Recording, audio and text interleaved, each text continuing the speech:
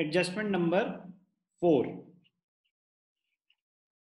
Treatment of accrued income. Accrued income का मतलब क्या होता है? Income earned but not yet received.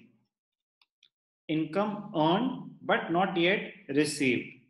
आप काम कर चुके हो बट अभी आपको पैसे नहीं मिले। तो अक्रूवल बेसिस कहता है कि अगर काम हो चुका है, इफ द राइट और the obligation to receive the payment has been established, तो वो करंट पीरियड की इनकम मानी जाएगी। पैसे मिले या नहीं मिले उससे फर्क नहीं पड़ता, करंट पीरियड की इनकम मानी जाएगी। तो इसकी एडजस्टमेंट एंट्री क्या होती है? Accrued income account debited to income account. Accrued income account debit क्यों हो रहा है?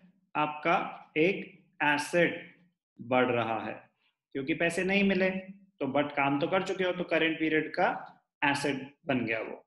इनकम मानी जाएगी, नहीं मिली मिलेगी आगे जाके, एसेट क्रिएट हो गया। और इनकम क्रेडिट क्यों हो रहा है? क्योंकि करंट पीरियड का रेवेन्यू मान रहे हैं, तो रेवेन्यू बढ़ रहा है करंट पीरियड का। पैसे मिले थोड़ी ना है, करे कोई बात नहीं, अक्रूवल बेसिस के हिसाब से करंट पीरियड की इनकम मानी जाएगी। तो इंक्रीज इन रेवेन्यू क्रेडिटेड। एक एग्जांपल से समझते हैं कि इसको हम फाइनेंशियल स्टेटमेंट्स में कैसे दिखाएंगे। ध्यान से देखना।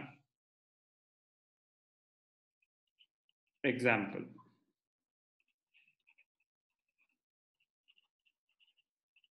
ट्रायल बैलेंस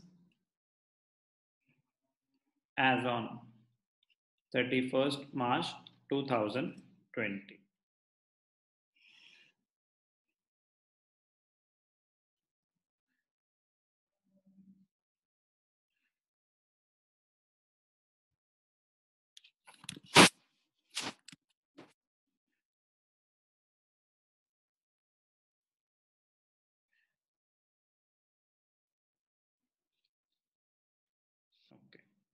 आपको दे रखा है, एक इनकम दे रखी है कमीशन।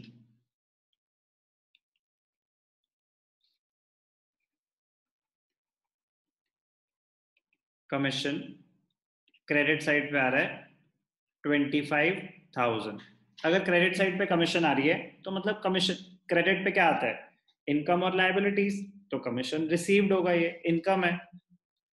और एडजस्टमेंट में लिखा है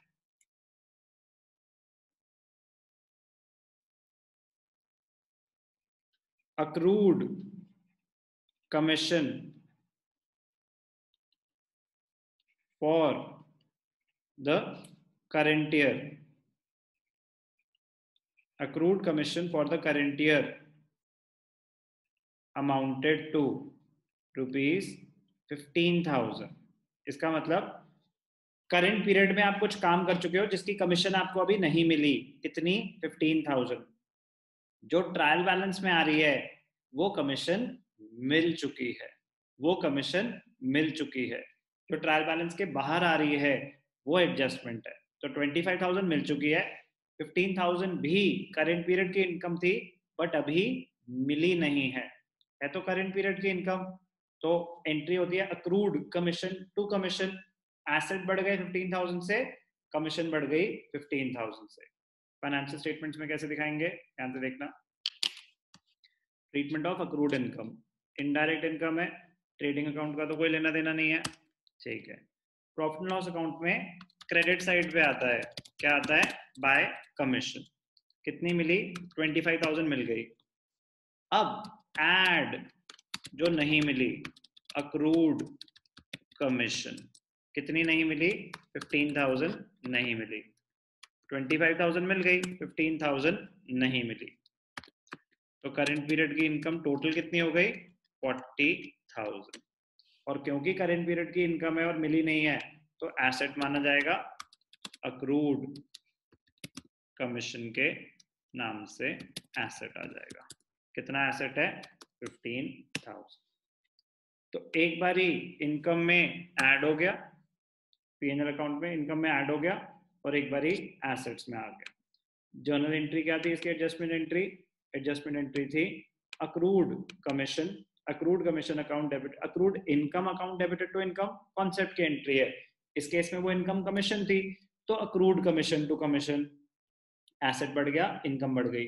अगर अक्रूड इंटरेस्ट होता तो अक्रूड इंटरेस्ट टू इंटरेस्ट, कोई भी अक्रूड इनकम हो तो एसेट पहले accrued income account debited to the respective income. क्या करा हमने? ये adjustment of accrued income, adjustment number 4।